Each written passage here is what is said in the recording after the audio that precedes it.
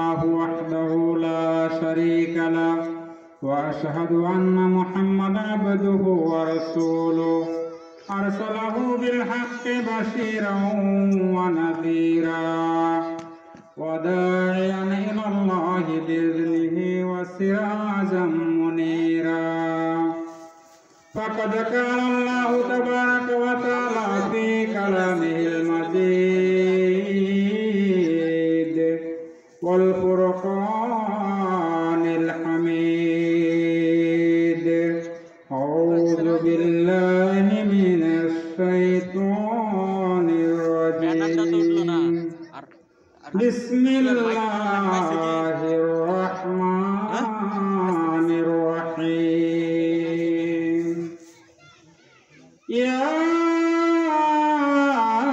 أيها الذين آمنوا اتقوا الله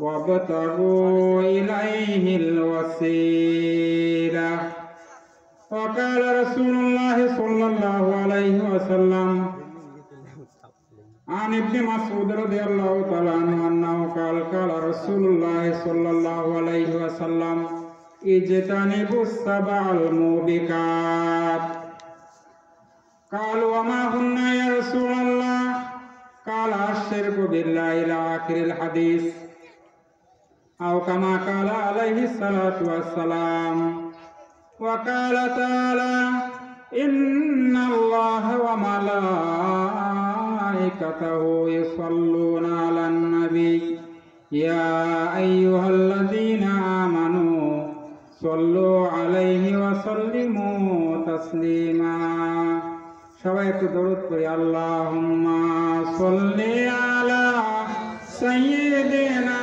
মাওলানা মুহাম্মদ ওয়া আলা আলি সাইয়্যিদিনা মাওলানা মুহাম্মদ আল্লাহুম্মা সাল্লি আলা সবাই মহব্বতে পড়ি সাইয়্যিদিনা মাওলানা মুহাম্মদ ওয়া আলা আলি সাইয়্যিদিনা मुझे कुछ मिले न मिले मोहम्मद मिले यानी जो शय जिसके अल्लाह मिले ला इलाहा इल्लल्लाह ला इलाहा इल्लल्लाह সবাই মহব্বত পড়ে লা ইলাহা ইল্লাল্লাহ লা ইলাহা ইল্লাল্লাহ লা ইলাহা ইল্লাল্লাহ উহুদের লড়াই ভেঙে সদন্দান তথাপি কেস জমিনে ইসলাম ভুলে গেছি মোরা তোমার বিধান নামেতে শুধু মোরা মুসলমান লা ইলাহা ইল্লাল্লাহ জুড়ে পড়ি লা ইলাহা ইল্লাল্লাহ লা ইলাহা ইল্লাল্লাহ লা ইলাহা ইল্লাল্লাহ লা ইলাহা ইল্লাল্লাহ মুহাম্মাদুর রাসূলুল্লাহ সকলে পড়ি সাল্লাল্লাহু আলাইহি সাল্লাম। আর তাকওয়া জামে মসজিদ ও যুব সমাজের উদ্যোগে আয়োজিত রুদ্রপুর মধ্যপাড়া মুক্তাগাছা ময়মনসিংহের উদ্যোগে আয়োজিত আজকের এই ইসলামী মহাসম্মেলনের পরম শ্রদ্ধেয় মান্যবর সভাপতি উপস্থিত উলামায়ে কেরাম, আমার সামনে উপবিষ্ট আমার পিতৃতুল্য মুরব্বিয়ানে কেরাম, যুবক ভাইয়েরা, ছোট ছোট কচিকাচা বাচ্চারা, পর্দার অন্তরালে আমার মা ও বোনেরা, সবাইকে আবারও আন্তরিক সালাম জানাচ্ছি। আসসালামু আলাইকুম ওয়া রাহমাতুল্লাহি ওয়া বারাকাতুহু। সালামের জবাবটা আর একটু জোরে দিলে আল্লাহ খুশি হবেন। আসসালামু আলাইকুম ওয়া রাহমাতুল্লাহি ওয়া বারাকাতুহু। আপনাদের সালামের আওয়াজ শুনে বাইরে যদি না বুঝে মানুষ যে আসছে কিছু, আমরা যে কি করবো, এই কারণে বলছে একটু জোরে সালাম দেওয়ার জন্য। যাক, শুকরিয়া। আল্লাহ রাব্বুল আলামিন আমাদেরকে কবুল ও মঞ্জুর করেছেন বিদায় আমরা আজকে মাহফিলে আসতে পারছি, কথা ঠিক না বেঠিক বলেন? কথা ঠিক না? আল্লাহ যদি মেহেরবানি না করতেন তাহলে আমরা কি এই মাহফিলে আসতে পারতাম? সেজন্য আমরা মহান প্রভুর দরবারে লাখো কোটি শুকরিয়া আদায় করে সবাই বলি আলহামদুলিল্লাহ। আরো জোরে বলি আলহামদুলিল্লাহ। আল্লাহ খুশি হলেন। যত মাধ্যম আছে আল্লাহ পাকের প্রশংসা করা, সবচাইতে উত্তম মাধ্যম, বেস্ট ওয়ে, উত্তম মাধ্যম হলো আলহামদুলিল্লাহ বলে আল্লাহ শুকরিয়া আদায় করা। জোরে বলেন সুবহানাল্লাহ।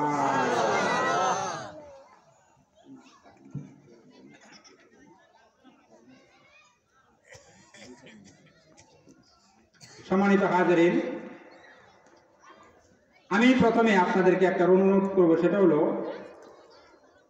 আপনারা কষ্ট করে মাহফিলের আয়োজন যারা করছেন, আমার অত্যন্ত স্নেহ বাজন ছাত্র ফরিদ, মাওলানা ফরিদ সাহেব, সে হাজী কাশেম আলী কলেজের লেকচারার। এখন আমি দোয়া করি আল্লাহ তাকে আরো উত্তর উপরের দিকে আল্লাহ পাক যাওয়ার তৌফিক দান করুন। সবাই বলুন আমিন।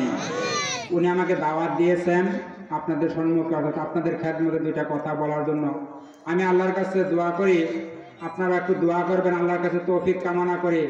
আমি যে কোরআনের আয়াত তেলাওয়াত করেছি এবং হাদিস খানা তেলাওয়াত করেছি, এই আলোকে সামান্য কিছু কথা বলতে পারি। আপনারা একটু দোয়া করতে পারবেন তো ইনশাআল্লাহ? আপনারা একটু দোয়া করলে আমি দুইটা কথা বলার চেষ্টা করবো ইনশাআল্লাহ। আমা তাওফীক ইল্লা বিল্লাহ, আলাইহি তাওয়াক্কালতু ওয়া ইলাইহি উনীব, সুবহানাকা লা ইলমা লানা ইল্লা মা আল্লামতানা ইন্নাকা আনতাল আলিমুল হাকীম। একটু দরুদ ইব্রাহিম পড়ে নেই সবাই। আল্লাহুম্মা সাল্লি আলা মুহাম্মাদ ওয়া আলা আলি মুহাম্মাদিন কামা সাল্লাইতা আলা ইব্রাহিম ওয়া আলা আলি ইব্রাহিম ইন্নাকা হামিদুম মাজিদ। আল্লাহুম্মা বারিক আলা মুহাম্মাদ ওয়া আলা আলি মুহাম্মাদিন কামা বারাকতা আলা ইব্রাহিম ওয়া আলা আলি ইব্রাহিম ইন্নাকা হামিদুম মাজিদ। সম্মানিত হাজিরিন, আজকে এই মাহফিলের অর্ধেক পূর্ণ হয়েছে। আপনারা লক্ষ্য করে বলেন তো, অর্ধেক পূর্ণ হয়েছে? হয় না? মানুষ কি এলাকায় নাই নাকি? আছে? আসে নাই কেন?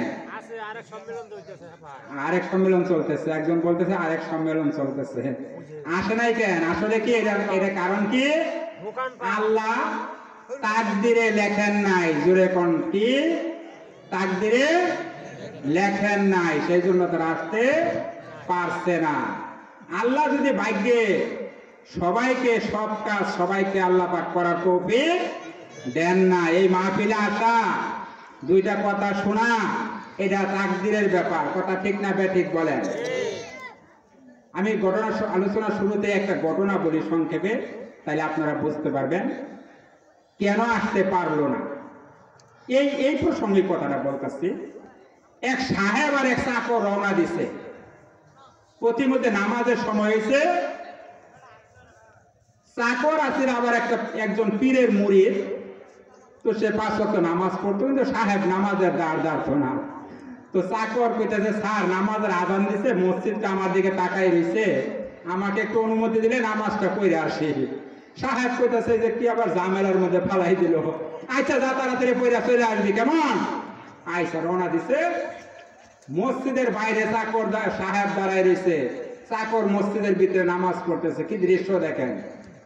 দ্য সিনারি ইজ বিউটিফুল নাকি?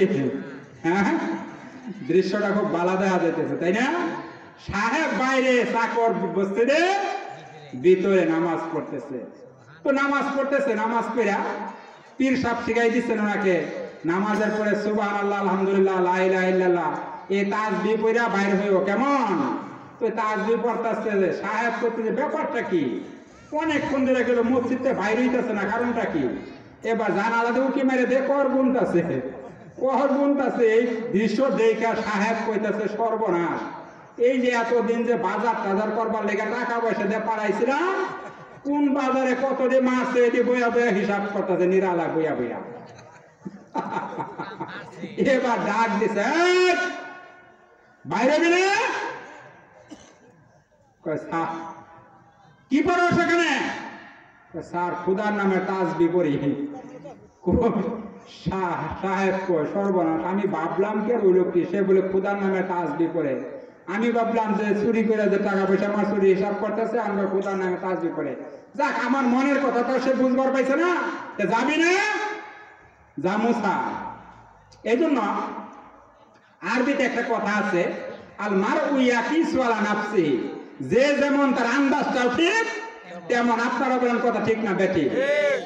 আশরাফ আলী থানভী রহমাতুল্লাহ আলাইহির জীবনে আসছে হাকিমুল উম্মত আশরাফ আলী থানভী রহমাতুল্লাহ আলাইহি, তিনি বলছেন একদিন তিনি তাহাজ্জুদ নামাজ পড়ার জন্য ওযু করার জন্য পুকুরে এক পাশে ওযু করতেছেন, আরেক চোর ঠিক ইন দ্য মেন টাইম একই সময়ে চুরি করবার লেগে পুকুরে আরেক পাশ দিয়ে গোসল করতেছে। এবার আশরাফ আলী থানভী রহমাতুল্লাহ আলাইহি ভাবতেছেন, আমি মনে করছিলাম এলাকার মধ্যে তাহাজ্জুদ নামাজ কোনো আমি একাই করি, আজকে দেখা যায় না আর একজন আছে নামাজি। এবার চোর ভাবতেছে, আমি ভাবছিলাম এলাকার চুরি মনে আমি একাই করি, আজকে দেখা যায় না চোর আরেকটা আছে। তাইলে বাবাজিরা বুঝেন, যে যেমন তার আন্দাজটাও ঠিক তেমন। চোর মনে করে তামাম পৃথিবীর সমস্ত মানুষ চোর, নামাজি বান্দা মনে করে তামাম পৃথিবীর সব মানুষ নামাজি। কথা ঠিক না বেঠি? এবার সাহেব কইতাছে বাইরে না। এবার চাকর একটা উত্তর দিছে, উত্তরটা শোনাবার লেগে আপনাদেরকে এই ঘটনাটা শোনাইলাম। চাকর কি কইতাছে শোনেন। এ সাহেব, যে আল্লাহ আপনাকে মসজিদের বাইরে থেকে ভিতরে আসতে দেয় না, ওই আল্লাহ কেন জানি গো আমি মসজিদে ঢুকলে বাইরে যাইতে দেয় না। জুড়ে কোন সুবহানাল্লাহ। সম্মানিত হাজিরিন, আপনারা যারা নামাজ পড়েন, আপনারা মসজিদের মধ্যে যখন নামাজ পড়েন দেখবেন মসজিদে মনটা বাইরে বার চায় না। কথা ঠিক না? মসজিদে বৈঠা থাকলে একটু ভালো লাগে না? মনটার মধ্যে একটু শান্তি শান্তি লাগে। এবার চাকরের জবাব শুনিয়া সাহেব কইতেছে, যাক এখন নামাজ এতদিন পড়ি নাই, যাক যে কথা শুনলাম নামাজ পড়া লাগবো নাকি লাগবো না বলেন আপনারা? আমি যে কোরআন শরীফের আয়াতটা পড়ছি, আয়াতের আলোকে এবং হাদিসের আলোকে কথা মূল পর্বে চলে যায় ইনশাআল্লাহ। আল্লাহ পাক কোরআন মাজিদের মধ্যে ইরশাদ করছেন, ইয়া আইয়ুহাল্লাযীনা আমানু তাকুল্লাহ ওয়াবতাগু ইলাইহিল ওয়াসিলা। হে ঈমানদাররা, তোমরা যারা আমার আল্লাহকে, আমি আল্লাহর প্রতি ঈমান আনছো, তোমরা আমি আল্লাহকে ভয় করো। কি করো? আল্লাহকে ভয় করো। ইত্তাকুল্লাহ মানে আল্লাহকে ভয় করো। আল্লাহকে ভয় করার অর্থ কি? আপনারা বলেন, আল্লাহকে ভয় করার অর্থ কি? আপনারা তো কিছু ওয়াজ জানেন না? এখানে বসাই দিলে কি আপনারা ওয়াজ করতে পারবেন না? অবশ্যই পারবেন, আমি মনে করি আপনারাও পারবেন। আমাদের জানা ওয়াজ আমরা মোটামুটি সবাই জানি। কমতি কোথায়? খালি ওই যে আমলের মধ্যে। কথা ঠিক না? কমতি কোন জায়গায়? আমলের মধ্যে। ওয়াজ মোটামুটি সবাই আমরা জানি। আমরা যারা আলহামদুলিল্লাহ সূরা পারি, তারা কুল হুয়াল্লাহ সূরা পারি, এরাও মোটামুটি ওয়াজ করবা দিলে আপনারা বলতে পারবেন না, কথা বলতে পারবেন না, আপনারাও পারবেন। কিন্তু আমাদের ত্রুটি কোথায়? আমলের মধ্যে। সম্মানিত হাজিরিন, আল্লাহকে ভয় করতে বলছেন অর্থ কি? আল্লাহর হুকুমগুলি মেনে চলার জন্য বলছেন আল্লাহ পাক। যেরকম সুবহানাল্লাহ। আল্লাহর হাবিব বিশ্বনবী জনাবে মুহাম্মদুর রাসূলুল্লাহ সাল্লাল্লাহু আলাইহি সাল্লাম এর যে হাদিস খানা তেলাওয়াত করেছে, আল্লাহর হাবিব বলেছেন, ইজতানিবুস সাবআল মুবিকাত। উম্মতরা, তোমরা সাহাবীরা, তোমরা 7টা ধ্বংসাত্মক জিনিস থেকে বেঁচে থাকো। কয়টা ধ্বংসাত্মক জিনিস? দ্য প্রফেট, হোলি প্রফেট হযরত মুহাম্মদ সাল্লাল্লাহু আলাইহি সাল্লাম said to refrain from 7 dangerous things that ruin the mankind.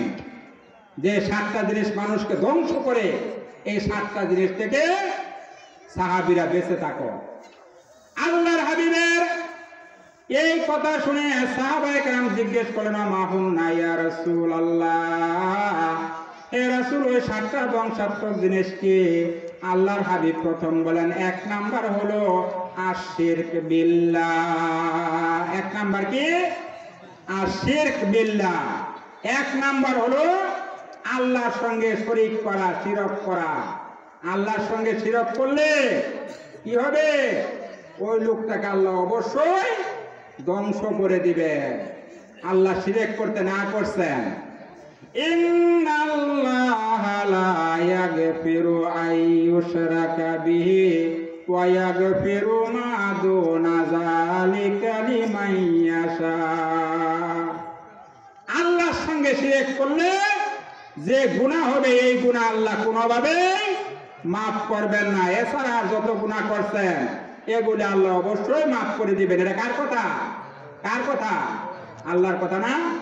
আল্লাহ শিরক ব্যতীত যত গুনাহ আছে, আপনার গুনাহ যদি হয় পাহাড় সমান, আল্লাহর রহমত হলো আকাশ সমান। জোরে কোন সুবহানাল্লাহ। ওই আল্লাহ আমাদেরকে মাফ করে দিতে পারেন কি পারেন না আপনারা বলেন?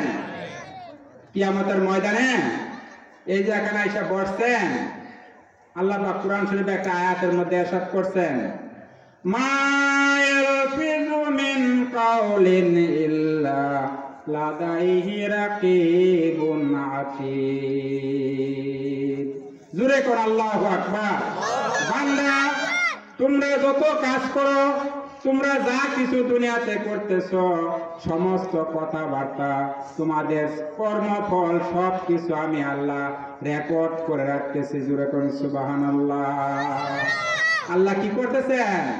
ওই দেখেন না পোলাইপানে মোবাইল দিয়ে রেকর্ড করে ছবি, এই ছবি আপনি যে নাম হচ্ছেন 20 বছর 30 বছর 100 বছর পরে দেখা যাবে না।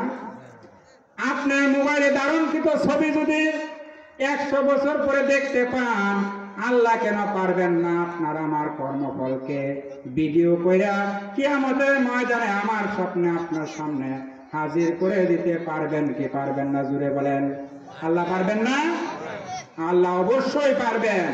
আপনার সামনে আমার সামনে কিয়ামতের দিন আপনার ভিডিওটা ছাইরা দিবে এবং বলবে, ইকরা কিতাবাকা, তোমার আমলটা তুমি পাঠ করো বান্দা, তুমি পাঠ করো। দেখো বান্দা পাঠ করবে। এই যে দুইজন রাইটার আমাদের কাঁধে, কিরামান কাতিবিনা ইয়ালামুনা মা তাফআলুন। এই দুইজন সম্মানিত রাইটার আমরা দিনে যা কিছু করতেছি সমস্ত কর্মগুলিকে রেকর্ড করে রাখতেছেন। সুবহানাল্লাহ। সম্মানিত হাজিরিন, বাঁচার উপায় আছে তাইলে কিয়ামতের দিন রেকর্ড মূল ছেড়ে দিবে। আপনি আপনার আমার আমল নামা আমরা নিজেরাই পাঠ করব এবং দেখব পৃথিবীতে যা কিছু করছি সব কিছু রেকর্ড হয়ে আছে। সুবহানাল্লাহ। এই জন্য কি করা যাবে না? আল্লাহর সঙ্গে বলবেন না, হুজুর চাকরিটা না থাকলে বাঁচতাম না, এই গাভীটা না থাকলে বাঁচতাম না, খেতটা না থাকলে বাঁচতাম না, এই গাড়িটা না থাকলে বাঁচতাম না। এগুলি কথায় কথায় শিরক করা হয়। কথা ঠিক না ব্যাঠিক বলেন আপনারা?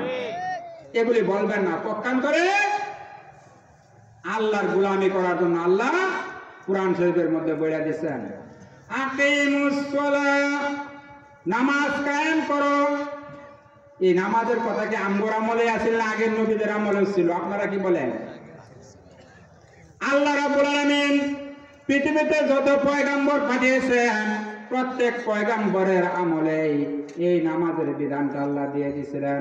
হযরত মুসা আলাইহিস সালাম যখন ওহী প্রাপ্ত হলেন, যখন আল্লাহর পক্ষ থেকে যখন ওহী প্রাপ্ত হলেন, আল্লাহ রাব্বুল আলামিন সঙ্গে সঙ্গে নামাজের নির্দেশটা আগে দিয়ে দিলেন। সূরা তাহার ভিতরে আসছে যেখানে হাফেজ সাহেব বসা, ইন্নানি আনাল্লাহ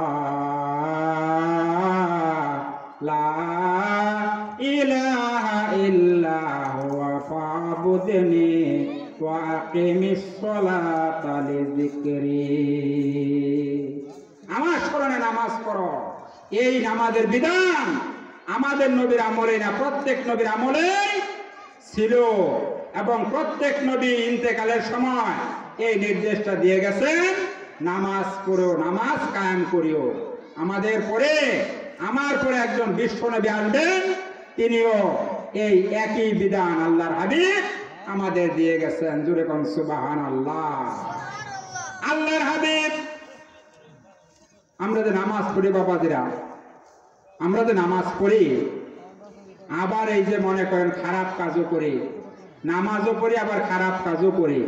আমি 7টা ধ্বংসাত্মক জিনিসের কথা বলছিলাম, এর মধ্যে 1 নাম্বারটা কিন্তু শিরক বিল্লাহ বলছি, ঠিক না? 1 নাম্বারটা কি বলছি? আর শিরক বিল্লাহ, আল্লাহর সঙ্গে শিরক করা যাবে না। পক্ষান্তরে কি করতে হবে? আল্লাহর হাবিব বিশ্বনবী জনাবে মুহাম্মদ রাসূলুল্লাহ সাল্লাল্লাহু আলাইহি ওয়াসাল্লাম এই নামাজের জন্য তায়েফের ময়দানে রক্ত দিয়েছেন ক্ষুধার্ত নবী। উহুদের ময়দানে তার দন্দান মুবারক শহীদ করেছেন। নবী যখন ইন্তেকাল করবেন তার 5 দিন আগে নবী গুরুতর অসুস্থ হয়ে পড়লেন।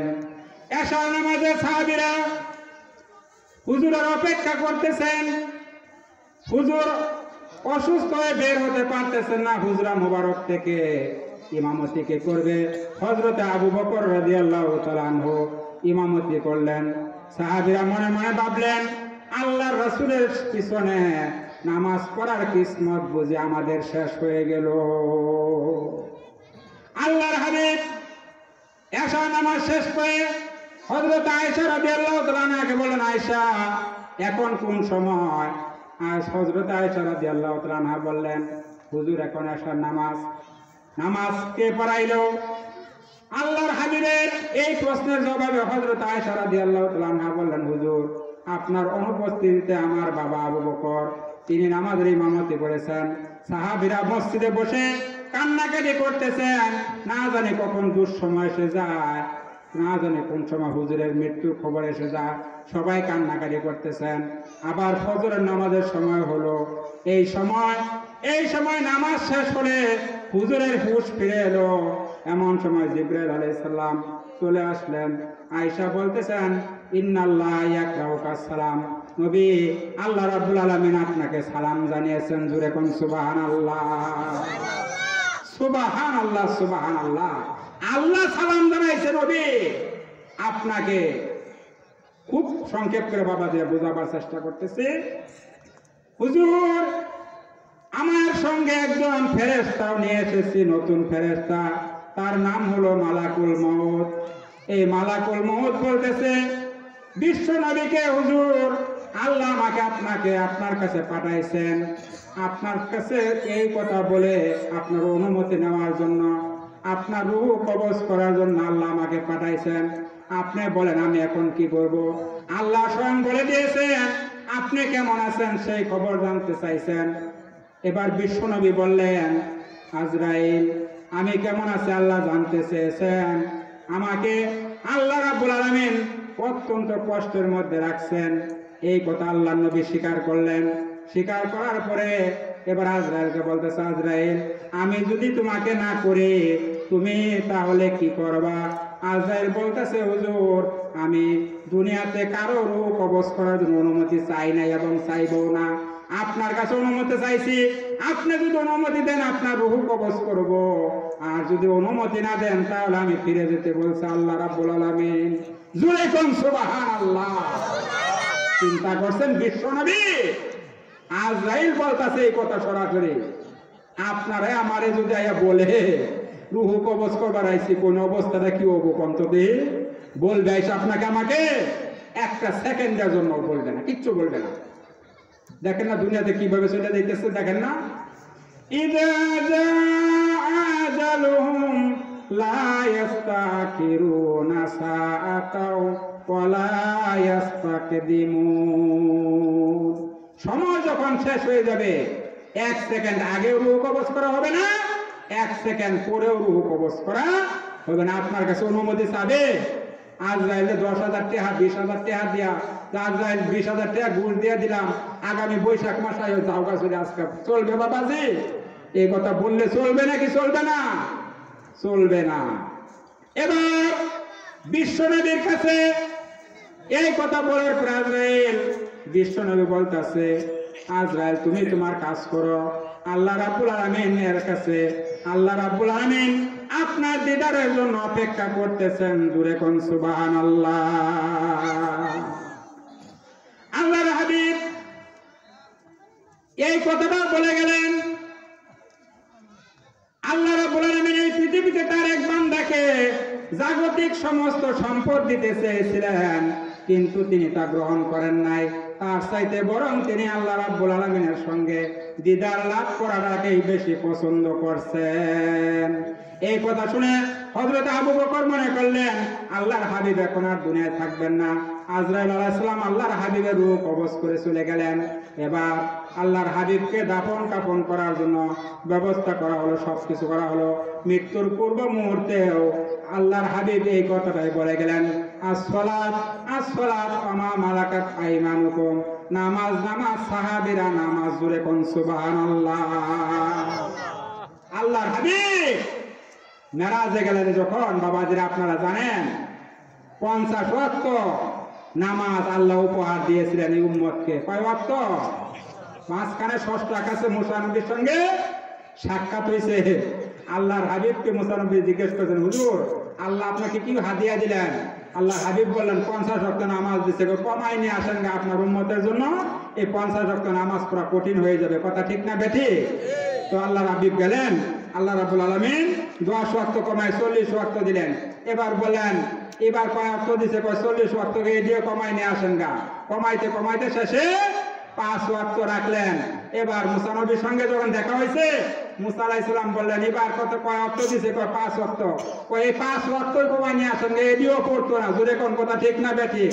পড়ে এই 5 ওয়াক্ত, পড়ে এই 5 ওয়াক্ত পড়ে না। এই উম্মত নামাজের প্রতি গুরুত্ব নাই। সম্মানিত হাজিরিন, আল্লাহর হাবিব বললেন আমি আর কেমনে যাবো? কয়বার গেলাম, আমার এখন যাইতে লজ্জা করে। আল্লাহ রাব্বুল আলামিন বললেন, হাবিব আপনার মনের কথা আমি বুঝতে পেরেছি, আপনি কি বলতে চাচ্ছেন?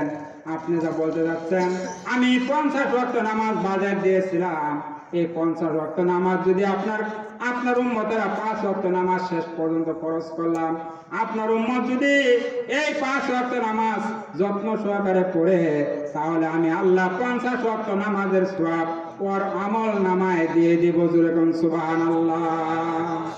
তাই নামাজ পড়া লাগবে নাকি লাগবে না? আপনারা বলেন, মান তারাকা সালাতান মুতাআম্মিদান ফাকাত কাফারা। আল্লাহর হাবিব বলছেন যে ব্যক্তি নামাজ ছেড়ে দিল সে কুফরি করলো। কি করলো? কুফরি করলো, মানে সে কাফের হয়ে গেল। বাইনাল আবদে ও বাইনাল কাফিরে তারকুস সালাত। মুসলমানের মধ্যে আর কাফেরের মধ্যে পার্থক্যকারী জিনিসটা কি? নামাজ। সম্মানিত হাজিরিন, আপনারা একটা প্রশ্নের উত্তর দেন। ইবলিস আল্লাহর হুকুম অমান্য করেছিল কয়বার? কয়বার? একবার, তাই না? একবার অস্বীকার অমান্য করার কারণে সে হয়ে গেছে শয়তান, ঠিক না? ফাসাজাদু ইল্লা ইবলিস। ইবলিস সিজদা করতে আল্লাহর হুকুম অমান্য করলো, সিজদা করলো, হয়ে গেল কি? কাফের। আর একটা মানুষ যদি দিনে 5 বার আল্লাহর হুকুম অমান্য করে 5 ওয়াক্ত নামাজ ছেড়ে দেয়, তাহলে কয়টা হুকুম অমান্য করলো আল্লাহর? আপনারা বলেন কয়টা? বলেন 5টা? হ্যাঁ 5টা না, সে 17টা হুকুম অমান্য করলো আল্লাহ। শয়তান তখন সেলুট জানায় এই নামে বেনামাজিকে দেখা, খুদা তুমি আমার শয়তান বানায় ভালাই করছিলা, এইটা তো আমার শয়তান, আমার বাপ প্রায় আমার বাপের দাদা। কারাই দেয়া বেনামাজি কারা? শয়তানে কয় কে? এটা কারা? এটা হলো আমার দাদা। কারণ আমি তো একটা হুকুম অমান্য করছি, আর এটা দৈনিক 5 বার, এটা 17 বার হুকুম অমান্য করতেছে। তাহলে এটা কি শয়তানের বাপ না দাদা? কোন দেহে শয়তান ওইটারে সেলুট দেয়, না জানি কোন সময় ইন্তেকালের পর কবরের মধ্যে গজব শুরু হয়ে যায়। কথা ঠিক না বেঠিক বলেন? সম্মানিত হাজিরিন, ওই নামাজটা আমরা পড়তে পারবো তো ইনশাআল্লাহ? পড়তে পারবো তো? ওই নামাজটার প্রতি আমরা যত্নবান হবো। হয়ে গেল 1 নাম্বার শিরক বিল্লাহর ব্যাখ্যা। 2 নাম্বার তাসসিহ। হাদিসে রাসূল সাল্লাল্লাহু আলাইহি ওয়াসাল্লাম যেভাবে বলছেন, 2 নাম্বার হলো জাদু করা। জাদু করা যাবে না। জাদু করা আল্লাহ রাসূল সাল্লাল্লাহু আলাইহি ওয়াসাল্লাম বলছেন হাদিসে পরিষ্কার হারাম। জাদু করা কি? এটার কোনো ব্যাখ্যা দিলাম না। জাদু বিদ্যা করা যাবে না।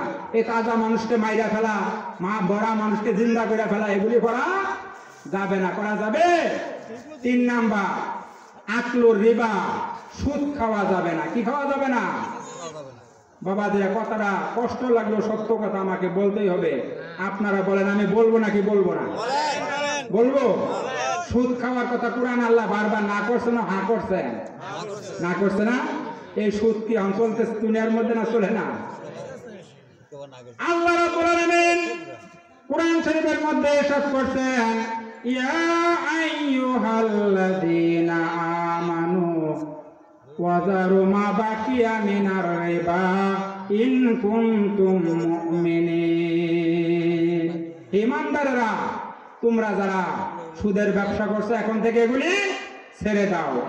একটা নির্দেশ দিয়েছেন। আবার আল্লাহ রাব্বুল আলামিন বলছেন, ইয়া আইয়ুহাল্লাযীনা আমানু লা তাকুলুর রিবা আদআফাম মুদাফা ওয়াত্তাকুল্লাহা লাআল্লাকুম তুফলিহুন। চক্রবৃদ্ধি হারে সুদ খায়ও না। ওইখানে কইছে সুদের কথা ছেড়ে দাও, এমন কইছে চক্রবৃদ্ধি হারে সুদ খায়ও না। সুদ খাবার না করছে। সুদ জিনিসটা কি বাবাজিরা? সংক্ষেপে বুঝাই দেই। সুদ হইল গরিবের কাছ থেকে নিয়া ধনীদেরকে দেওয়া। বলেন, খেয়াল করে ক্ষেত্রে শুনেন। সুদ হইল গরিবের কাছ থেকে ধনীদেরকে নিয়ে দেওয়া। এটা হইল কি সুদ। আর যাকাত, কোরআন শরীফে আল্লাহ যেন নামাজের কথা বলছেন, কোন যাকাতের কথা বলছেন না, আপনারা জানেন না? যেন নামাজের কথা বলছে আল্লাহ পাক। আল্লাহ রাব্বুল আলামিন পবিত্র কোরআন শরীফে যেখানে কোরআন শরীফের নামাজের কথা বলছেন, সঙ্গে সঙ্গে যাকাতের কথা বলছেন। আকিমুস সালাতা ওয়া আতুজ যাকাত, তোমরা নামাজ পড়ো এবং যাকাত দাও। নির্দেশ রাখা। যাকাতের বিধান যদি কায়েম হয়, দুনিয়ায় শান্তি হবে কি হবে না? বলেন আপনারা, হবে? আর সুদের ব্যবসায় কি হইতেছে?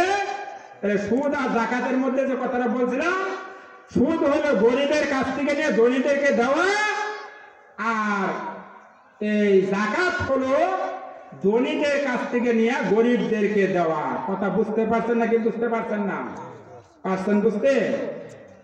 এক লোক এই কথা শুনিয়া, মানি বিগেস্ট মানি, টাকায় টাকা না, আপনারা পড়ছেন ইংরেজিতে তাই না? এই কথা শুনিয়া ব্যাংকের মধ্যে যে পকেটের মধ্যে একটা কয়েন আছে, কয়েনটা দেখে চেয়ারের সামনে অনেকগুলি টাকা দেখে কয়েনটা মারছে মেল্লা, টাকায় টাকা এনে দেখি এটা কেমনে সম্ভব। এই কথা বললে যখন টাকাটা মেল্লা মারছে কে চেয়ারের সামনে, ব্যাংকের যে দারোয়ান আছে, দারোয়ান যায় গলার মধ্যে টিভি মেরে দিচ্ছে, এই বেটা তুই চুর ডাকাত না বদমাস? ভাই আমি কিছুই না। এইভাবে দাঁড়াই দিচ্ছে টাকার দিকে তাকায়া, ভাই আমি শুনছিলাম টাকায় টাকা আনে, এই কারণে আমি একটা পকেটে টাকা ছিল, এই টাকাটা মেল্লা মারছি কে চেয়ারের সামনে, কিছু টাকা যদি আসে এই আশা। ভাই তুমি কথাটা ঠিকই শুনছো, টাকায় টাকা আনে, কিন্তু তোমার একটা টাকা ওই অনেকগুলি টাকার মধ্যে পড়ে যায়, ওইটার উঠবার পাইতেছে না, কেন ওটা আর আবার পাইতেছে না। কথা বুঝছেন বাবাজি? টাকায় টাকা আনে, এটার ব্যাখ্যা হইল সুদে টাকা বাড়ে। কথা বুঝছেন নাকি বুঝছেন না? আব্দুল আজিজ রহমাতুল্লাহ আলাইহি ইসলামের পঞ্চম খলিফা বলা হইতো তাকে। তার শাসন আমলের যুগটা ছিল স্বর্ণ যুগ। একটা মানুষ, কোরআনের শাসন চলতেছিল, একটা মানুষ যাকাত খাবে তো দূরের কথা, যাকাতের টাকা নেওয়ার লোক খুঁজে পাওয়া যেত না। জুড়ে কোন সুবহানাল্লাহ। এক লোক যাকাতের টাকা লইয়া, এক লোক যাকাতের টাকা লইয়া ঘুরতেছে, লোক পাওয়া যাচ্ছে না।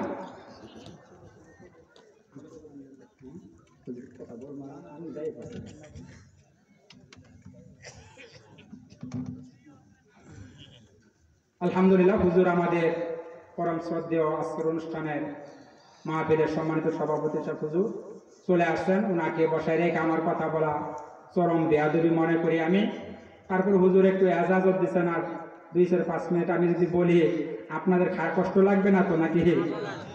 আপনাদের কষ্ট লাগতেছে? শেষ করে দিতে আমি একটু জিকির করি, লা ইলাহা ইল্লাল্লাহ, লা ইলাহা ইল্লাল্লাহ, লা ইলাহা ইল্লাল্লাহ, লা ইলাহা ইল্লাল্লাহ, লা ইলাহা ইল্লাল্লাহ, লা ইলাহা ইল্লাল্লাহ, লা ইলাহা ইল্লাল্লাহ মুহাম্মাদুর রাসূলুল্লাহ। সকলে বলি সাল্লাল্লাহু আলাইহি ওয়াসাল্লাম। সম্মানিত হাজিরিন, এই উমর ইবনে আব্দুল আজিজ রহমাতুল্লাহ আলাইহি, তাকে বলা হয় ইসলামের পঞ্চম খলিফা। খলিফা কয়জন? 4 জন, তাই না? কিন্তু ইনাকে ঐতিহাসিকগণ পঞ্চম খলিফা হিসেবে অভিহিত করছেন। এর পিছনে অনেক কথা বললাম না। ইনার আমলে অবস্থাটা এমন হয়েছে, এক লোক জাকাতের টাকা লইয়া ঘুরতেছে আর বলতেছে জাকাত জাকাত জাকাত, এইভাবে জাকাতের টাকা লইয়া ঘুরতেছে। কেউ জাকাতের টাকা নিতে চায় না। এবার ঘুরতে ঘুরতে ঘুরতে ঘুরতে কয়েকদিন সময় চলে গেছে। এবার দেখতেছে একটা পথিক, একটা মুসাফির মানুষ একটা গাছের নিচে বসে আরাম ফরমাইতেছে। চেহারাটা মলিন হয়ে গেছে। এবার ভাবতেছে এই লোকটা সম্ভবত জাকাতের টাকাটা নিতে পারে। এইবার তাকে যে জাকাতের টাকাটা তখন তার সামনে আসছে, তখন লোকটা বলতেছে ভাই আমি তো তোমার জাকাতের টাকা নেওয়ার উপযুক্ত নই। লোকটা ঠান্ডা হয়ে গেল, কি ব্যাপার, আপনি আমার জাকাতের টাকাটা নিয়ে আমাকে মুক্তি দেন, আমি 1 সপ্তাহ যাবৎ ঘুরতেছি এই টাকাগুলি লইয়া। লোকটা উত্তর দিলেন ভাই তুমি ঘুরতেছো 1 সপ্তাহ ধরে, আমি 1 মাস ধরে ঘুরতেছি, মদিনায় একটা লোককে আমি খুঁজে পাই না। জোরে কোন সুবহানাল্লাহ। এই হইল কোরআনের বিধানে সুফল। কথা বুঝতে পারছেন নাকি পারছেন না? সুতরাং নামাজ যারা আমরা পড়ি, যাদের উপর জাকাত ফরজ, জাকাত দেওয়া লাগবে নাকি লাগবে না? জাকাত দেওয়া লাগবে অবশ্যই। সুতরাং সুদ খাওয়া যাবে না, সুদের ব্যবসাটা ছেড়ে দিতে হবে আমাদেরকে। এটা সংক্ষেপে বললাম। 3 নাম্বার গেল। 4 নাম্বার কাতলুন নাফস আল্লাতি হারাম আল্লাহু ইল্লা বিল হক, কোন মানুষকে অন্যায়ভাবে হত্যা করা যাবে না। এইটা তো বাবাজি আমাদের দেশ হরদম চলতেছে না?